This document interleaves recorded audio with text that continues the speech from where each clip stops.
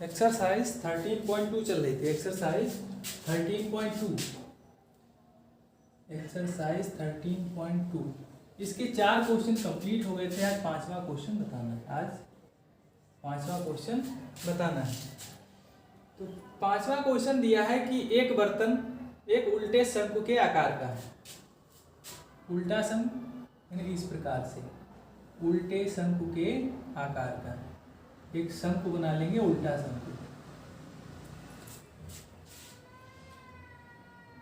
इसकी ऊंचाई 8 सेंटीमीटर है। इसकी ऊंचाई दी है 8 सेंटीमीटर और इसके ऊपरी सिरे की त्रिज्या 5 सेंटीमीटर है। यानी जो सिरा खुला हुआ है इसकी त्रिज्या है 5 सेंटीमीटर। यह ऊपर तक पानी से भरा हुआ है। जब इस बर्तन में शीशे की कुछ गोलियां जिनमें प्रत्येक 0.5 सेंटीमीटर त्रिज्या वाला एक गोला है डाली जाती हैं। इसमें शीशे की कुछ गोलियां डाली जाती हैं जिनकी त्रिज्या है 0.5। यानी इसमें शीशे की कुछ छोटी छोटी कुछ गोलियां डाली जाती हैं, उनकी त्रिज्या है 0.5। इसकी त्रिज्या को हम कैपिटल R लिख देते हैं और गोले की त्रिज्या को स्मॉल r से। ठीक, गोलियों की त्रिज्या को। तो इसमें से भरे हुए पानी का 1/4 भाग बाहर निकल जाता है। बर्तन में डाली गई शीशे की गोलियों की संख्या ज्ञात कीजिए। तो अब इस बर्तन में कितनी गोलियां डाली गई हैं उनकी संख्या हमें ज्ञात करनी है। तो एक बार इसको समझ लेते हैं कि इसको करना कैसे है। ये पूरा बर्तन पानी से भरा हुआ है। जब हम इसमें कुछ गोलियां डालेंगे तो जितनी गोलियां हम डालेंगे अर्थात गोलियों का जितना आयतन होगा उतना ही पानी इससे बाहर निकलेगा। और बताया गया है कि इस पूरे पानी का यानी इस शंकु में जितना पानी है उस पानी का 1/4 भाग पानी बाहर निकल जाता है। इसका मतलब है कि जो पानी बाहर निकला है उसका आयतन बराबर होगा गोलियों के आयतन के। तो हमें गोलियों का आयतन मिल जाएगा। यानी जितनी गोलियां हैं, लेकिन गोलियों की संख्या नहीं मिलेगी।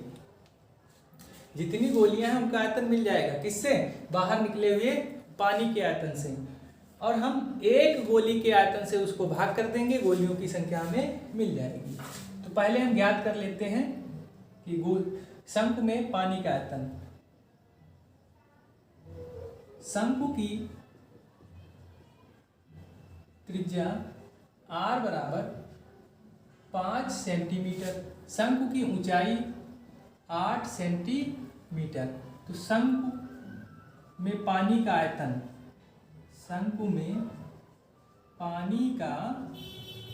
आयतन बराबर, तो शंकु है तो शंकु का जो सूत्र होता है वही लगाएंगे। शंकु का आयतन होता है 1/3 पाई r, कैपिटल R लिख देंगे, r²h।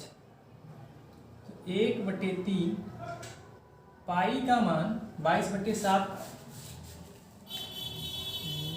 पाई का मान नहीं दिया है तो हम 22/7 ही यूज करेंगे। r 5 है, 5 का स्क्वायर 25 इंटू ये 8। ठीक,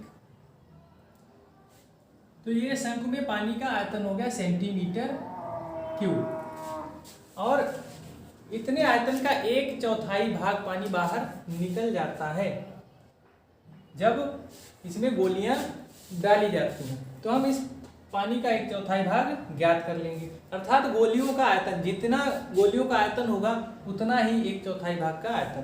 तो हम लिख लेंगे गोलियों का आयतन, डाली गई गोलियों का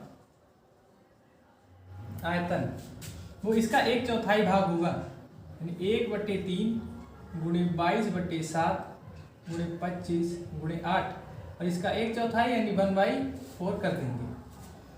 तो ये 4 एकम 4, 4 दूना 8। तो इस प्रकार ये हो जाएगा 22 गुणे 25 दूना 50 और बटे में 21। और हम इनकी गुणा कर लेंगे। 5 दूना 10, 5 दूना 10 और 1 11, 1100/5 21 सेंटीमीटर क्यूब।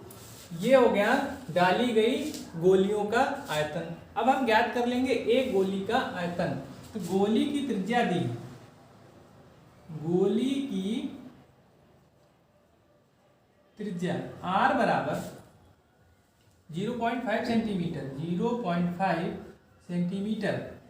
तो एक गोली का आयतन, एक गोली का आयतन, गोली गोलाकार रूप में होती है, तो गोली के आयतन के लिए हम गोले का सूत्र लगाएंगे 4/3 pi r cube, 4/3 pi r cube.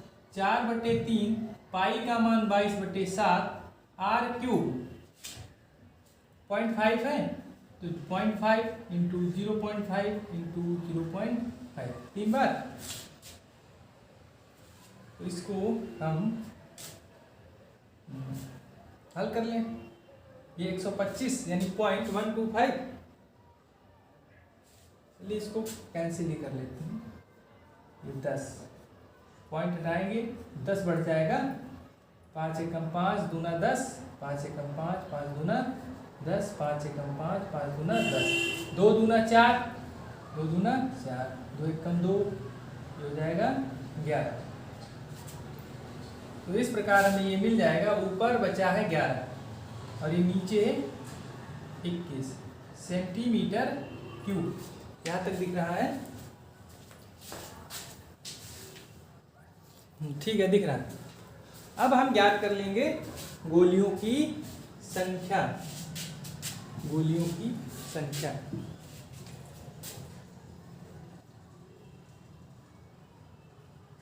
गोलियों की संख्या बराबर जितनी गोलियां डाली गई गोलियों का आयतन, उनका आयतन है 1100/21 और एक गोली का आयतन 11/21, यानी 11 और बटे में 21 है, वो ऊपर चला जाएगा। तो 21 से 21 कैंसिल, 11 एकम 11 और ये 100। तो इस प्रकार गोलियों की संख्या हमें प्राप्त हो गई है 100। तो ये क्वेश्चन कंप्लीट हो गया। अब बढ़ते हैं नेक्स्ट क्वेश्चन की ओर, क्वेश्चन नंबर 6 की ओर। अब करेंगे क्वेश्चन नंबर 6। क्वेश्चन नंबर 6 दिया है कि ऊंचाई 220 सेंटीमीटर और आधार व्यास 24 सेंटीमीटर वाले एक बेलन, जिस पर ऊंचाई 60 सेंटीमीटर और त्रिज्या 8 सेंटीमीटर वाला एक अन्य बेलन अध्यारोपित है। बेलन के ऊपर बेलन अध्यारोपित है। इस प्रकार से एक बेलन है,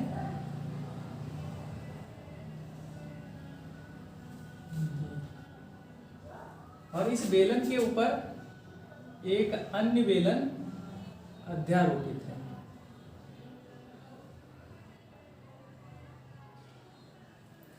और इस बेलन के बारे में दिया जो नीचे वाला है, इसकी ऊंचाई है 220 सेंटीमीटर, इसका व्यास दिया है 24 सेंटीमीटर और इसकी ऊंचाई दी है 60 सेंटीमीटर, इसकी त्रिज्या दी है 8 सेंटीमीटर। तो इसकी ऊंचाई कैपिटल एच से, इसकी ऊंचाई स्मॉल एच से, ये छोटा है और ये व्यास दिया है, तो इसकी त्रिज्या हो जाएगी 12 सेंटीमीटर। तो इतना दिया है। क्वेश्चन नंबर 6 से लोहे का एक स्तंभ बना है, इस स्तंभ का द्रव्यमान ज्ञात कीजिए। इस स्तंभ का हमें द्रव्यमान ज्ञात करना है, जबकि दिया है 1 सेंटीमीटर लोहे का द्रव्यमान 8 ग्राम होता है। 1 सेंटीमीटर क्यूब लोहे का द्रव्यमान 8 ग्राम होता है।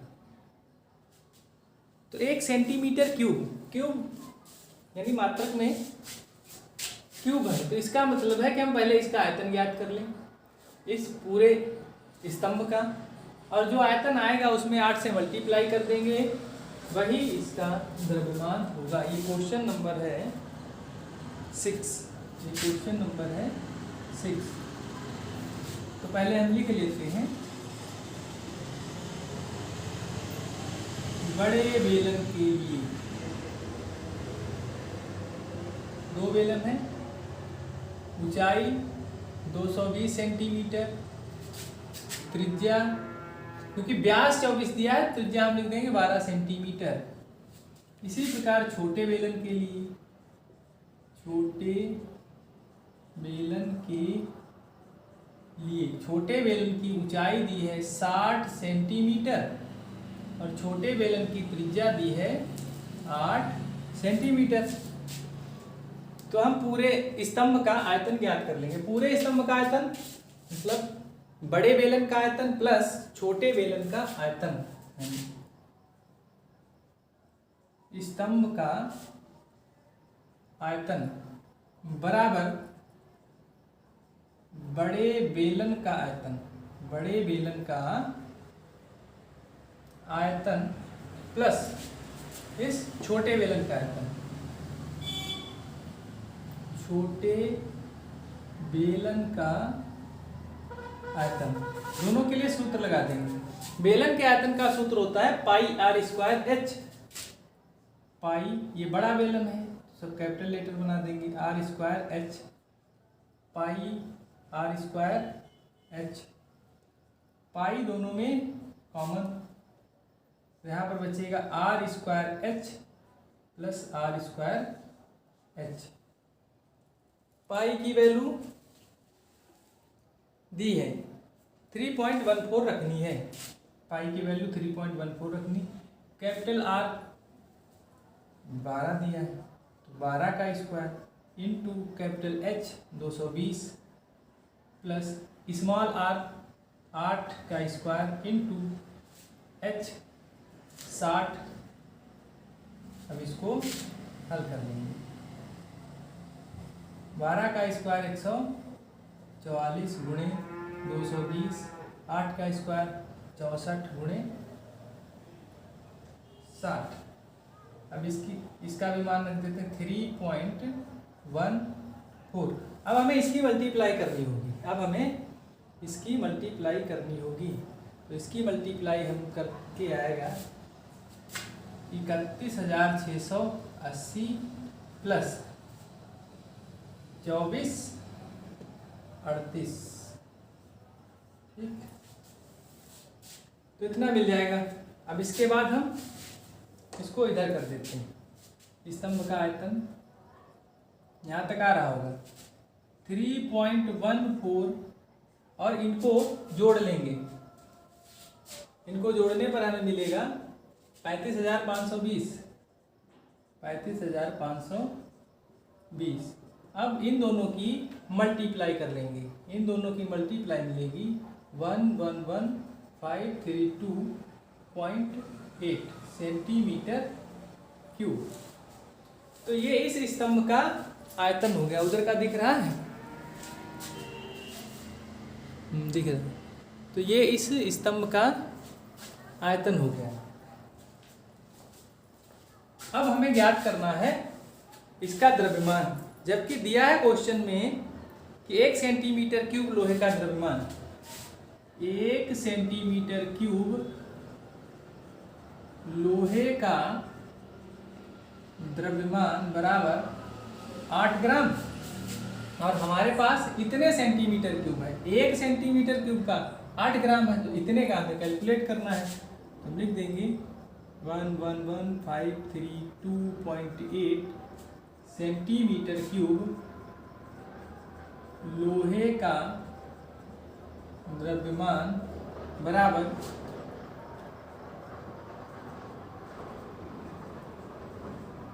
इसमें 8 से मल्टीप्लाई कर देंगे। तो 8 से मल्टीप्लाई करने पर हमें मिलेगा 892 26 2.4 ग्राम। इतना हमें इसका द्रव्यमान मिल जाएगा। अब ये ग्राम में आया है, बुक में आंसर दिया है किलोग्राम में। तो किलोग्राम में बदलने के लिए क्या करना होगा? जब किलोग्राम में बदलेंगे तो हम इसको 1000 से भाग दे देंगे, तो ये वाला पॉइंट है यहाँ पर आ जाएगा 892.2624 kg। तो ये आंसर हमें मिल जाएगा। तो इस प्रकार ये क्वेश्चन नंबर 6 भी कंप्लीट हो गया है। अब बढ़ते हैं क्वेश्चन नंबर 7 की ओर। क्वेश्चन नंबर 7 की ओर।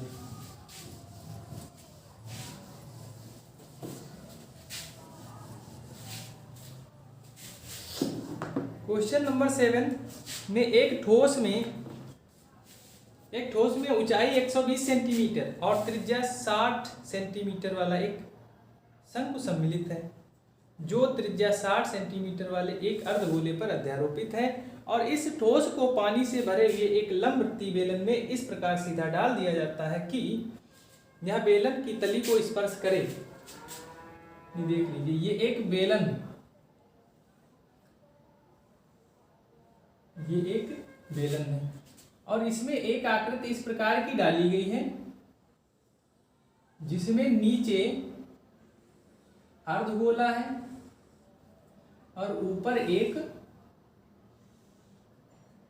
शंकु बना हुआ है, और इस आकृति को एक बेलन में डाल दिया जाता है। ये एक बेलन है और इसमें एक ये आकृति डाली गई है जिसमें नीचे अर्धगोला है और ऊपर एक शंकु है, और ये बेलन पानी से भरा हुआ है। तो ये बताना है कि इसमें कितना पानी शेष बचेगा जब इसको हम डाल देंगे।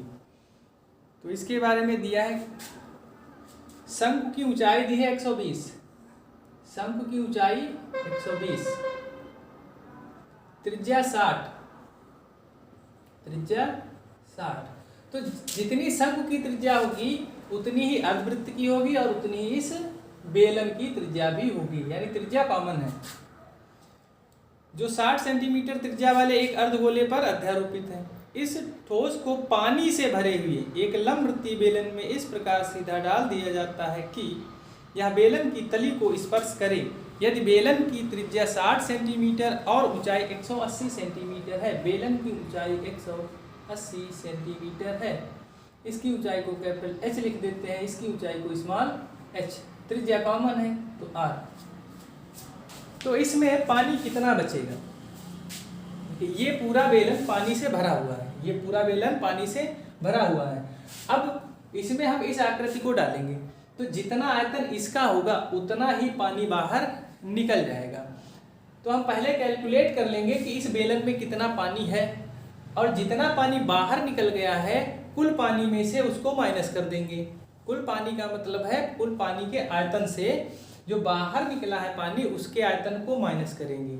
जो बाहर निकल गया है उसको माइनस करने पर इसमें शेष बचा हुआ पानी हमें मिल जाएगा। तो इसके लिए पहला काम है कि हम बेलन का आयतन अर्थात बेलन में पानी का आयतन, तो बेलन के बारे में जो इंफॉर्मेशन है, ये क्वेश्चन नंबर है 7, उसको हम नोट कर लेते हैं। बेलन की ऊंचाई h बराबर 180 सेंटीमीटर, शंकु की ऊंचाई h बराबर 120 सेंटीमीटर और त्रिज्या सभी के लिए कॉमन है 60 सेंटीमीटर। तो हम ज्ञात कर लेंगे कि बेलन में पानी का आयतन, बेलन में पानी का आयतन, जो बेलन में पानी है उसका आयतन हम कैलकुलेट कर लेंगे, क्योंकि बेलन में जो पानी है और इसके आयतन से माइनस कर देंगे, शेष पानी मिल जाएगा। या हम डायरेक्ट शेष पानी का आयतन भी कैलकुलेट कर लेते हैं। डायरेक्ट बेलन में शेष पानी का आयतन, शेष पानी का आयतन बराबर बेलन का आयतन माइनस कर देंगे शंकु का आयतन प्लस अर्ध गोले का आयतन, इसको माइनस कर देंगे। तो बेलन के आयतन के लिए सूत्र लगाएंगे पाई, त्रिज्या कॉमन है, पाई r स्क्वायर h, शंकु का आयतन 1/3 पाई r स्क्वायर h प्लस अर्धगोले का आयतन 2/3 पाई आर क्यूब, ये हो जाएगा। पाई आर स्क्वायर सभी जगह से कॉमन मिल जाएगा, तो पाई आर स्क्वायर कॉमन लेंगे तो यहाँ पर बचेगा कैपिटल एच, ब्रैकेट ओपन करेंगे तो -1/3 एच माइनस प्लस माइनस 2/3, एक आर बचेगा यहाँ पर आर क्यूब है तो आर स्क्वायर ही कॉमन में गया है तो एक आर यहाँ पर बच जाएगा। पाई का मान तो नहीं इसमें रखना है, नहीं, तो पाई का मान नहीं दिया है तो इसका मतलब है कि हम 22/7 का यूज करेंगे। सभी के मान रख लेते हैं। पाई का मान 22/7, आर की वैल्यू 60 का square, capital H 180 minus 1/3 small H 120 minus 2/3 R 60,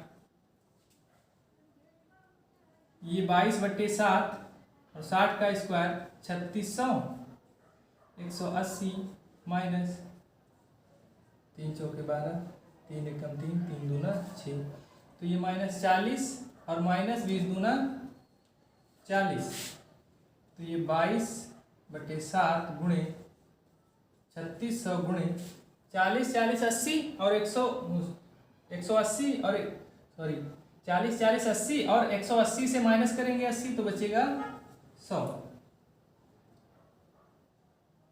तो अब इसको भाग कर लेते हैं, अब इसको भाग करना पड़ेगा। तो जब इसको भाग करेंगे तो मिलेगा, इसको भाग करने पर मिलेगा 113 14285 सेंटीमीटर क्यूब, क्योंकि ये कैलकुलेशन करनी पड़ेगी। ठीक, पहले इसकी मल्टीप्लाई, फिर उसके बाद में इसको डिवाइड करना पड़ेगा। ये कैलकुलेशन अपनी रफ वर्क में करके चेक कर लेना, क्योंकि ये कैलकुलेशन सभी को करनी ही पड़ेगी। सेंटीमीटर क्यूब, अगर आंसर मीटर क्यूब में दिया है तो इसको हम मीटर क्यूब में कन्वर्ट कर लेंगे। तो सेंटीमीटर क्यूब है, अगर 1 सेंटीमीटर को मीटर में बदलते हैं तो 100 से भाग करते हैं। अब यहाँ पर सेंटीमीटर क्यूब है, आयतन है 1131428.5 60 2 2 4 2 2 4 2 6। अब ये हो जाएगा मीटर क्यूब में। 1 2 3 4 5 6 0.6 अंक इधर आएगा, 1 2 3 4 5 6, यानी 1.131, यहीं पर आंसर छोड़ देंगे, मीटर क्यूब, ये आंसर आ गया। ठीक, तो इस प्रकार ये क्वेश्चन नंबर 7 भी कंप्लीट हो गया। अब एक लास्ट क्वेश्चन बचा है, इसको कर लेते हैं।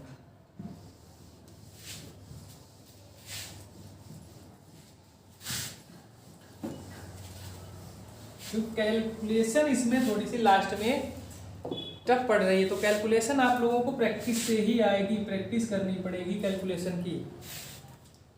लास्ट क्वेश्चन, एक गोलाकार कांच के बर्तन की एक बेलन के आकार की गर्दन है। ये गोलाकार इस प्रकार से बर्तन है और उसकी गर्दन बेलनाकार, उसकी गर्दन बेलनाकार है इस प्रकार से, जिसकी लंबाई 8 सेंटीमीटर है। लंबाई इसकी 8 सेंटीमीटर है, व्यास 2 सेंटीमीटर है, व्यास 2 सेंटीमीटर है। गोलाकार भाग का व्यास दिया है 8.5 सेंटीमीटर। इसमें भरे जा सकने वाली पानी की मात्रा मापकर एक बच्चे ने यह ज्ञात किया कि इस बर्तन का आयतन 345 सेंटीमीटर क्यूब है। 345 सेंटीमीटर क्यूब। एक बच्चे ने इसमें भरे जाने वाले पानी का आयतन कैलकुलेट किया है। जांच कीजिए कि उस बच्चे का उत्तर सही है या नहीं, यह मानते हुए कि उपरोक्त मापन आंतरिक मापन है और पाई का मान 3.14 लेना है। ठीक, क्वेश्चन समझ में आ गया। इसमें भरे जा सकने वाले पानी का आयतन हमें ज्ञात करना है। तो इसमें पानी इसकी गर्दन तक भरा जा सकता है, अर्थात ये जो गोलाकार भाग है इसमें भी पानी और बेलनाकार भाग में भी। तो गोलाकार भाग का आयतन प्लस बेलनाकार भाग का आयतन।